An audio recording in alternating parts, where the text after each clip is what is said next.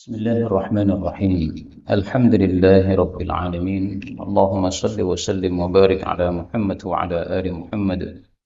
اللهم انفعنا بما علمتنا وعلمنا ما ينفعنا وزدنا علما وبارك لنا في علمنا وارزقنا الإخلاص في القول والعمل كاملا وعلما نافعا لا ينسى وتوفيقا دائما وصحة ويقينا وعافية. اللهم افتح لنا كل خير، اللهم اكفنا بحلالك عن حرامك وأغننا بفضلك عمن سواك، آمين يا رب العالمين. Alhamdulillah kaum muslimin rahimakumullah. Kita lanjutkan pengajian kitab Al-Jami' As-Saghir karya Al-Imam As-Suyuti yang wafat tahun 911 rahimahullah ta'ala. Dan kita sudah sampai pada hadis 3161. فقال المؤلف رحمه الله تعالى ونفعنا به وبعلومه في الدارين آمين. قال رسول الله صلى الله عليه وسلم بنو هاشم بني هاشم وبنو المطلب dan Bani Muttalib syai'un wahid adalah sesuatu yang satu. Hadis riwayat Tabarani, derajatnya sahih. Hadis ini perlu dijelaskan dengan cerita supaya dapat dipahami. Rasulullah punya kakek atas namanya Naufal, namanya Abdu Manaf.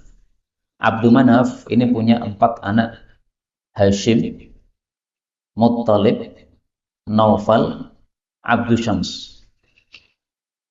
Nah, Bani Hashim sama Bani Muttalib ini oleh Nabi dikasih 1/5 dari ghanimah. Sementara Bani Naufal dan Bani Abdu Syamsin tidak dikasih 1/5 dari ghanimah oleh Nabi SAW. Maka 2 orang sahabat Nabi yang termasuk dari Bani Naufal dan dari Bani Abdu Syams tanya kepada Nabi SAW, siapa 2 orang itu? Satu perawi hadis ini, yaitu Jubair bin Mut'im. Yang kedua adalah Utsman bin Affan. Keduanya mengatakan, ya Rasulullah, kenapa Bani Hashim sama Bani Muttalib engkau kasih 1/5 ghanimah? Sementara Bani Naufal dan Bani Abdu Syams, yaitu kami ini, tidak kamu kasih. Padahal derajat nasabnya sama, yaitu sama-sama anak dari siapa? Abdu Manaf.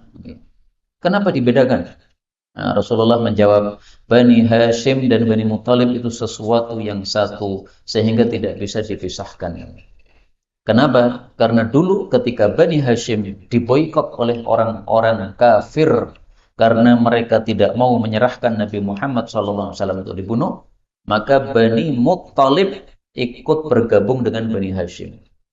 Sementara Bani Naufal dan Bani Abdu Syams ikut orang-orang yang memboikot Bani Hashim. Nah, maka karena mereka itu tidak membela Nabi Muhammad SAW, maka tidak diperlakukan seperti ini oleh Nabi Sallallahu Alaihi Wasallam. Itu maksudnya. Jadi untuk memahami hadis ini kita perlu paham sedikit tentang nasab Nabi Muhammad Sallallahu Alaihi Wasallam. Maka ringkasnya, keluarga Nabi yang tidak boleh menerima zakat itu 2, Bani Hashim sama Bani Muttalib. Kenapa mereka tidak boleh menerima harta zakat? Karena sudah mendapatkan 1/5 dari ghanimah. 162. Bunya dibangun al-Islamu, Islam itu ala khamsin, di atas 5. Dalam riwayat yang lain ala khamsatin, atas 5.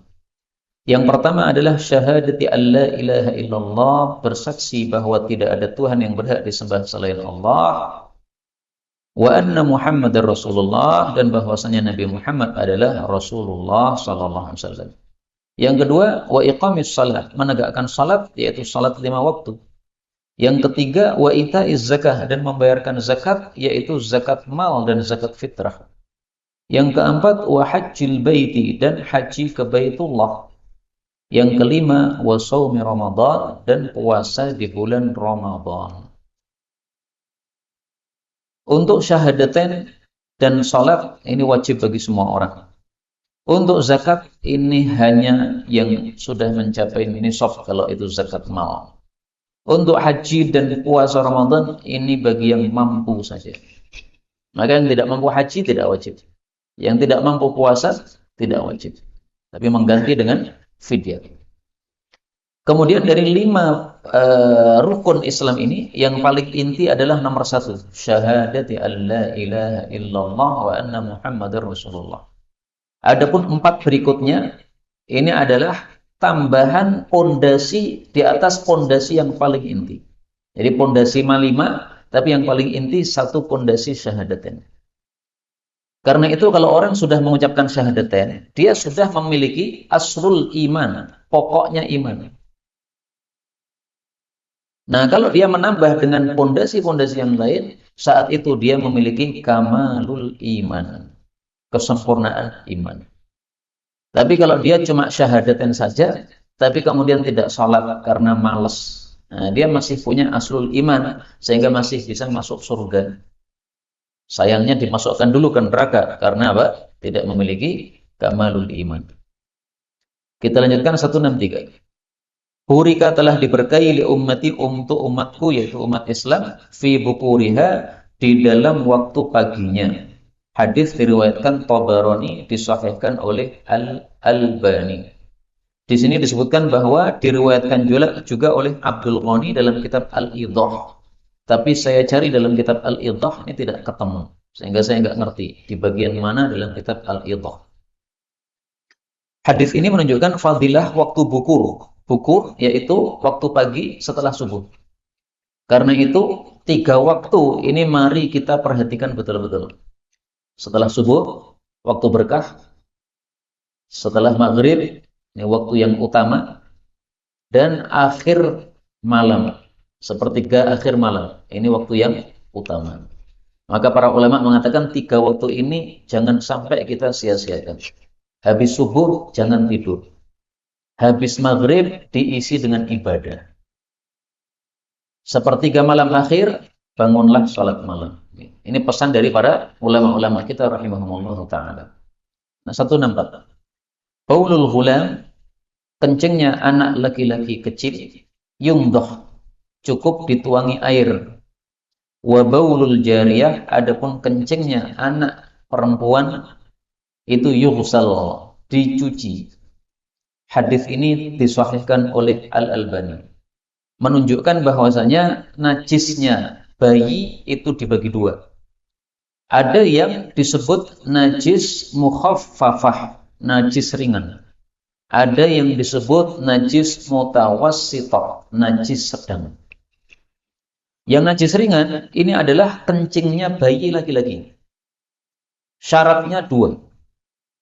Syarat pertama, bayi tadi masih minum ASI saja sebagai makanan pokok. Kalau dia sedikit-sedikit ditambahi apa, tapi bukan sebagai makanan pokok, nggak ada masalah. Tapi makanan pokoknya masih ASI. Syarat yang kedua, dia masih belum usia 2 tahun.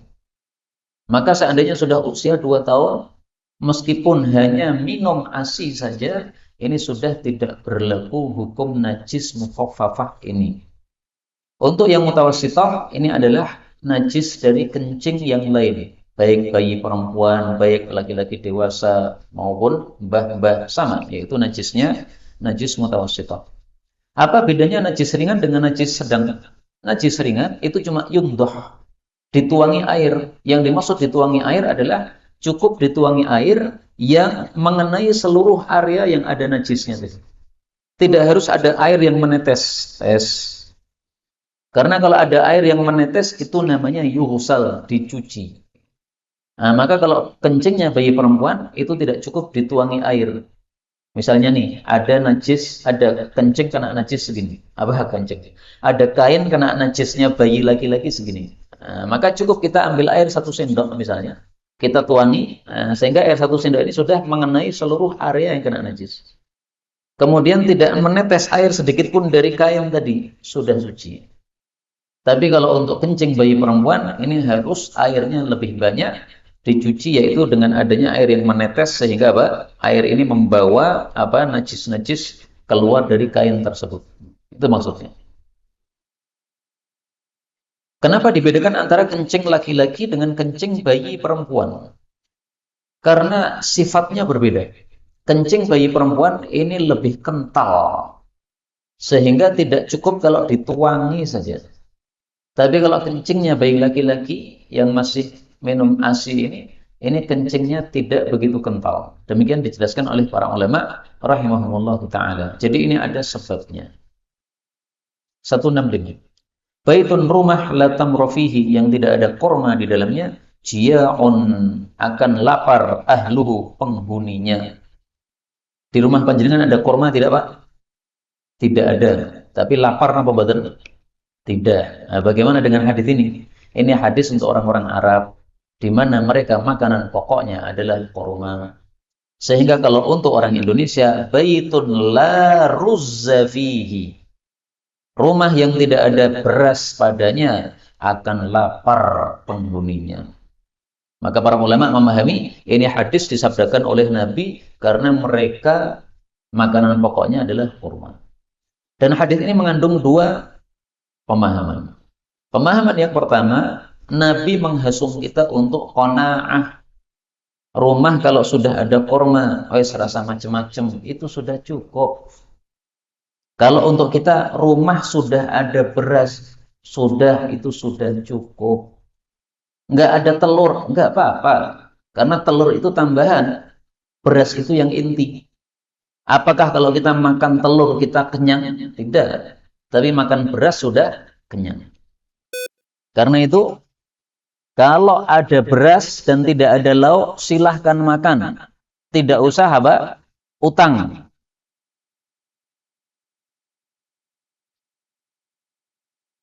Kemudian makna yang kedua, bahwasannya hadis ini menghasung kita untuk menyimpan atau memiliki makanan pokok. Sehingga beras itu hendaklah selalu ada di rumah kita. Supaya istri tidak kelaparan, anak tidak kelaparan. Karena ada sebagian orang itu yang cara mengelola hartanya tidak benar, Pak. Uang digunakan untuk beli macam-macam, beli kuota, beli HP dan sebagainya. Tapi beras tidak cemepak. Nah, seperti ini salah. Semestinya kamu siapkan dulu beras. Adapun kalau beras sudah siap, kemudian sisa uang masih ada, silahkan beli kuota internet. Silahkan beli pulsa, silahkan beli yang lain-lain.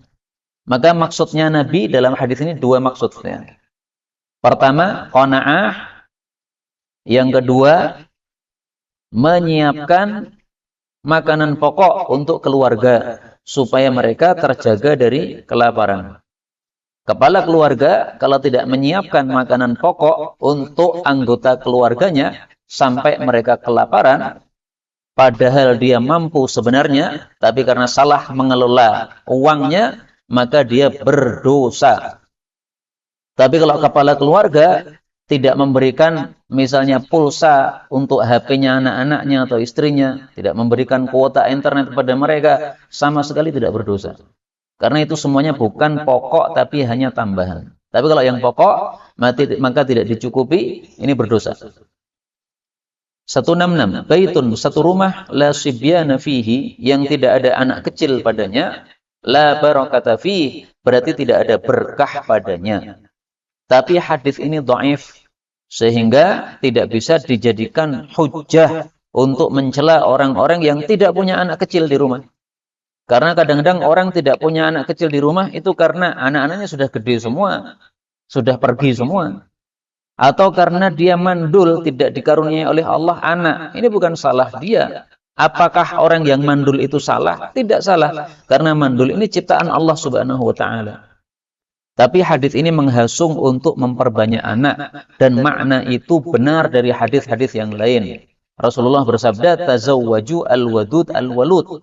Nikailah perempuan yang wadud, yang kasih sayang, al-walud yang subur. Nah, maka menikahi wanita dipilih yang subur, sehingga melahirkan anak-anak yang banyak. Nabi Ya'qub alaihi salatu wassalam punya 12 anak. Nah, sehingga 12 anaknya ini, kalau main sepak bola sudah cukup jumlahnya. Jadi 1/11 malah turasi jiwa. Nah, ini yang jumlah yang banyak seperti ini yang disukai oleh Allah Subhanahu wa ta'ala. Maka sebisa mungkin ya anak itu diperbanyak dan tidak dibatasi. Membatasi anak dengan perkataan 2 anak cukup itu bukan ajaran Islam. Dan itu tidak sesuai dengan ajaran Nabi Muhammad sallallahu alaihi wasallam. Tapi seseorang memang tidak dibebani kecuali sesuai kemampuannya. Kalau tidak mampu untuk menambah anak karena macam-macam sebab, maka dalam kondisi tersebut diperbolehkan menurut para ulama untuk mengatur jarak kehamilan atau kelahiran. 167.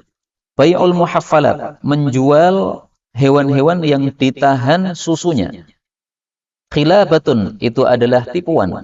Wala tahillu, dan tidak halal al-khilabah, menipu, li muslim, bagi seorang muslim. Hadis ini maknanya sahih. Yang dimaksud muhaffal itu adalah unta maupun yang lain yang teteknya itu diikat supaya susunya itu terkumpul di dalam tetek tersebut. Setelah susunya terkumpul, mungkin diikat 3 hari misalnya, kemudian dijual di pasar. Nah, orang-orang pasar mengira, wah ini susunya banyak. Ternyata setelah diperah, habis itu tidak balik lagi susunya. Ini namanya muhaffalah. Nah, seperti ini tipuan, nggak boleh.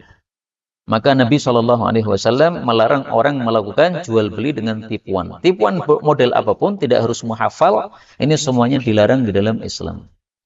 Dan kalau sudah terlanjur terbeli, maka pembeli boleh untuk mengembalikan barang tersebut karena dianggap tipuan. Cara mengembalikannya bagaimana?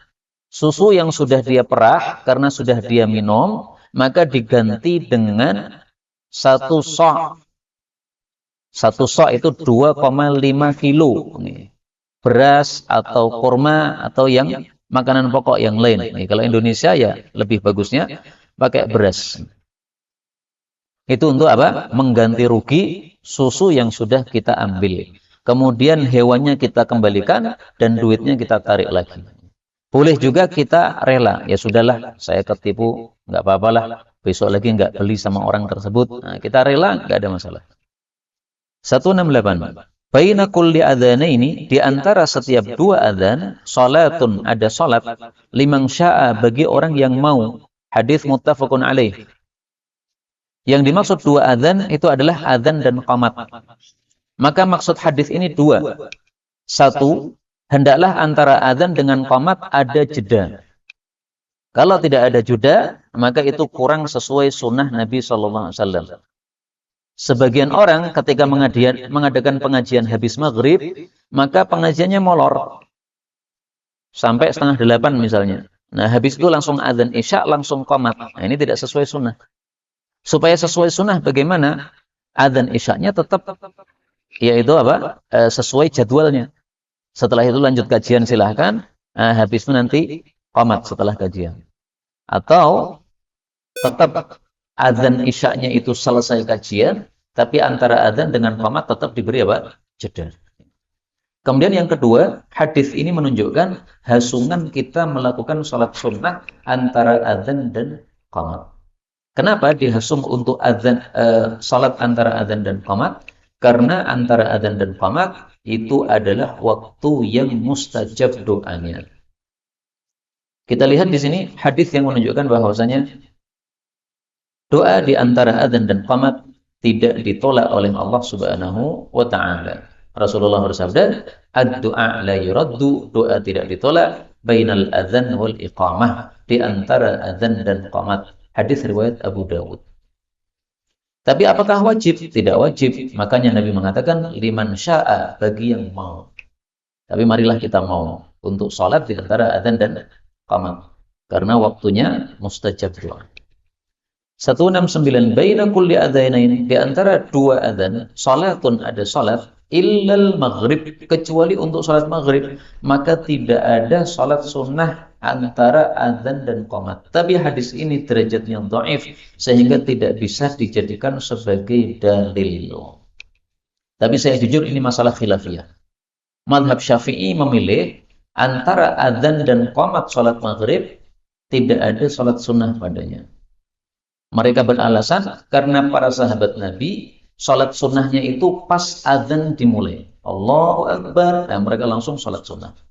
Begitu azan selesai, mereka juga sudah selesai dari salat sunnahnya. Itu alasan mazhab Syafi'i.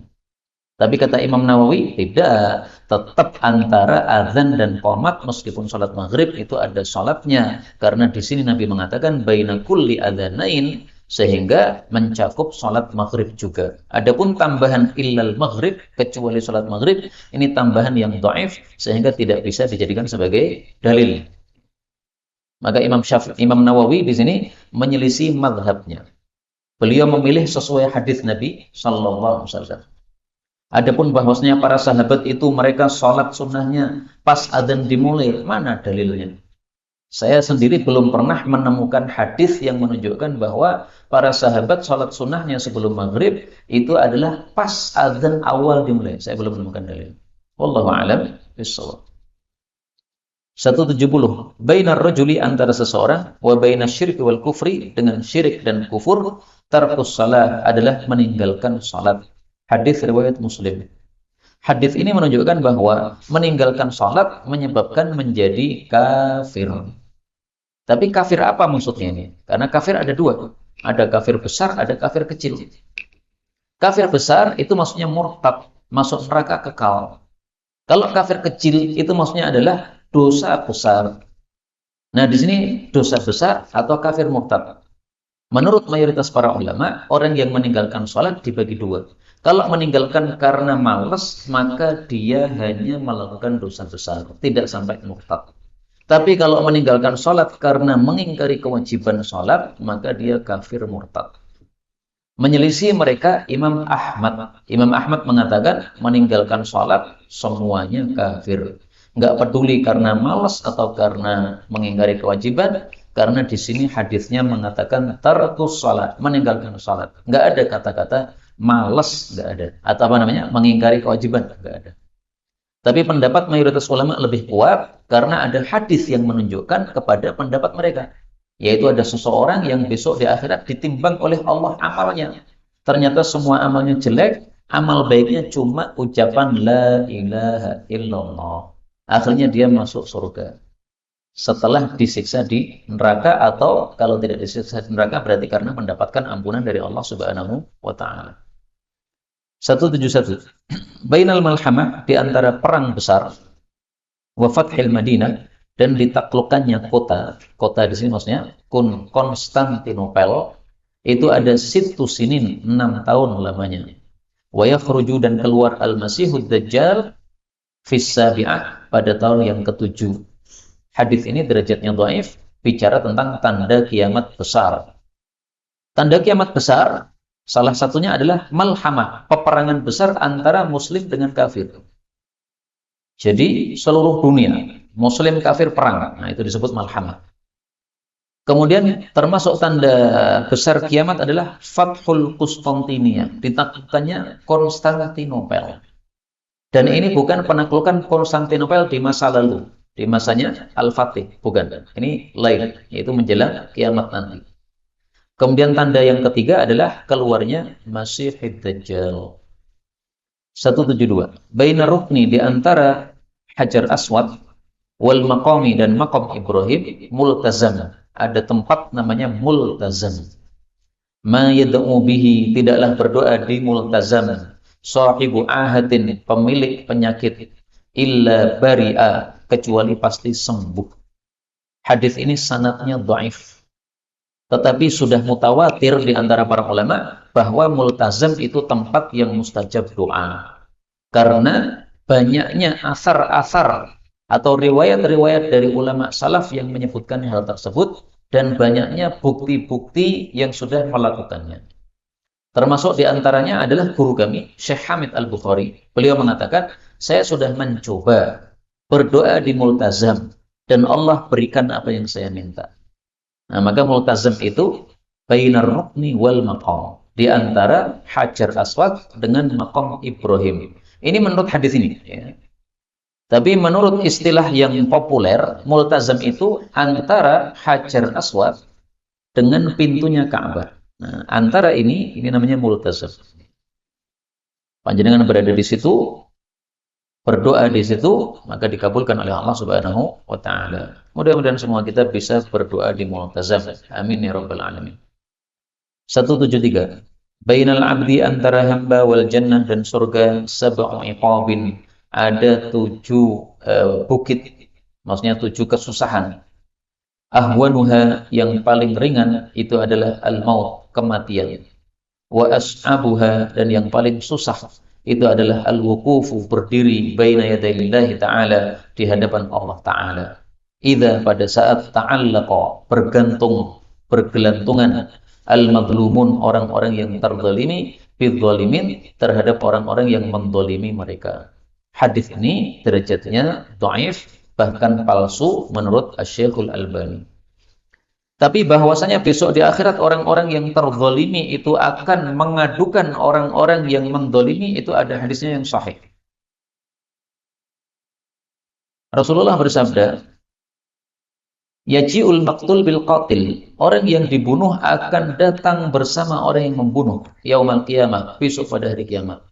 Nasiyatuhu wa ra'suhu biyadihi, ubun-ubunnya dan kepalanya si pembunuh ditangkap oleh tangannya orang yang dibunuh. Nah, dicingkawin gini, Pak. Wa audajuhu tashkhabu daman, sementara lehernya mengalirkan darah. Fayaqulu ya Rabbi, lalu dia mengatakan, wahai Allah, sal hadza fima qatalani, tanyalah orang yang zalim ini, kenapa dulu dia membunuh saya? Hatta yudniyahu minal arsy, sampai Allah mendekatkan orang itu pada singgasananya. Hadis riwayat Tirmidzi, derajatnya sahih. Maka orang-orang yang terzalimi besok akan melaporkan orang-orang yang mendoliminya kepada Allah. Akan dibereskan oleh Allah Subhanahu wa ta'ala. Karena itu hati-hati, jangan sampai berbuat zalim kepada siapapun. Dan zalim ada 3 macam. Zalim kepada nyawa, membunuh. Zalim kepada harta, mencuri dan sebagainya. Zalim kepada kehormatan, menuduh, mengecek, menggibah dan sebagainya. 174. Baina yaday sa'ah, di hadapan kiamat ada ayyamul haraji, hari-hari pembunuhan.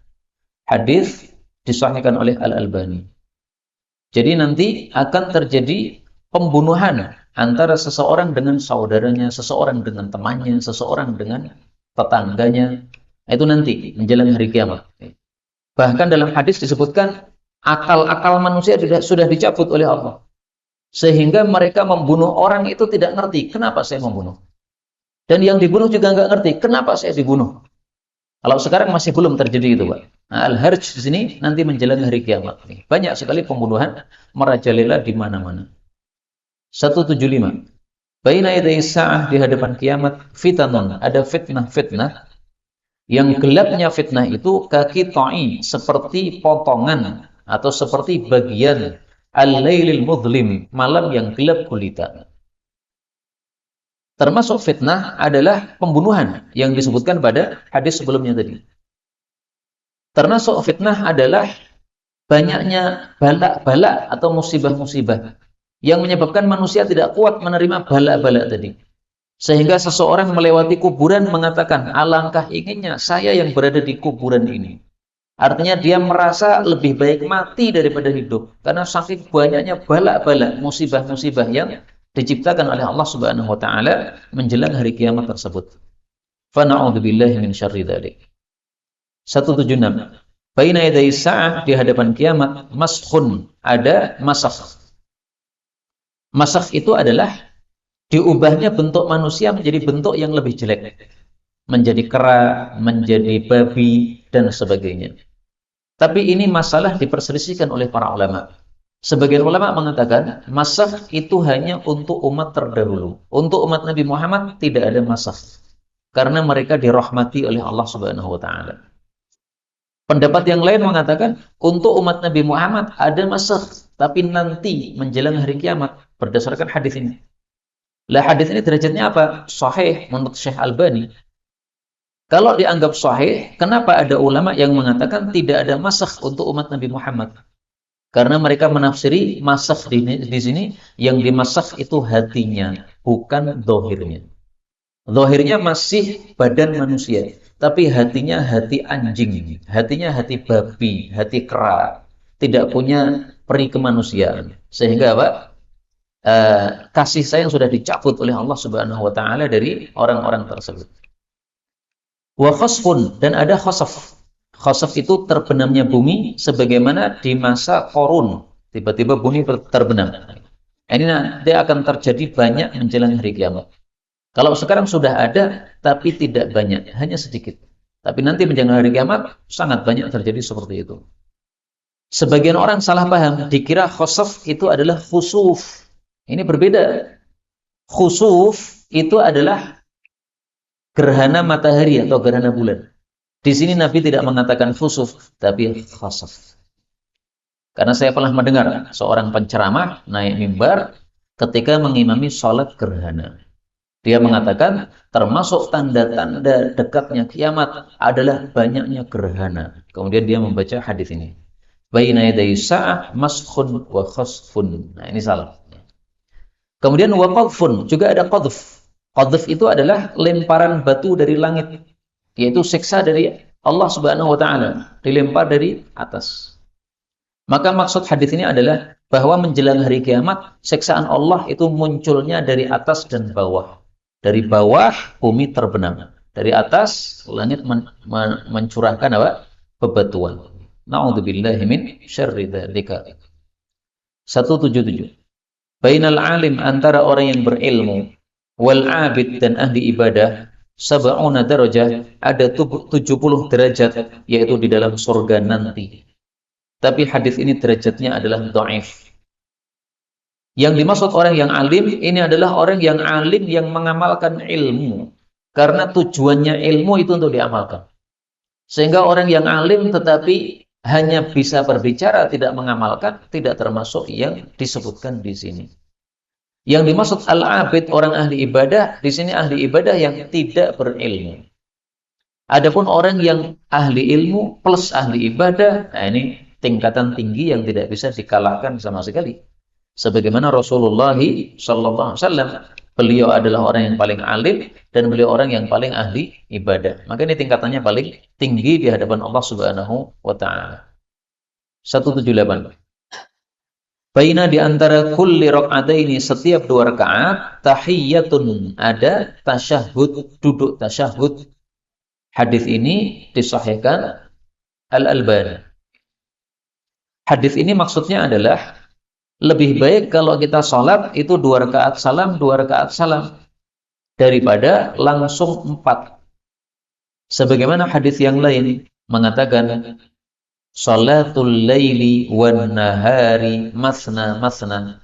Sholat sunnah baik di waktu malam maupun siang itu adalah 2 rakaat salam, 2 rakaat salam. Hadis riwayat Ahmad. Meskipun boleh sholat langsung 4 rakaat, karena dilakukan juga oleh Rasulullah SAW, dan bahkan beliau menghasungnya untuk sholat sunnah sebelum zuhur. Beliau mengatakan arba'un qabla dhuhri, 4 rakaat sebelum zuhur, laisa fihinna taslimun, tanpa salam di tengah-tengahnya, yaitu langsung 4. Tuftahu lahunna abwabus sama, dibuka untuknya pintu-pintu langit. Hadis riwayat Abu Dawud. Sehingga ringkasnya, kalau mau kita kompromikan, salat sunnah secara umum siang maupun malam lebih baik 2 salam, 2 salam. Akan tetapi untuk 4 rakaat sebelum zuhur, maka lebih bagusnya 4 rakaat langsung lempeng. 179.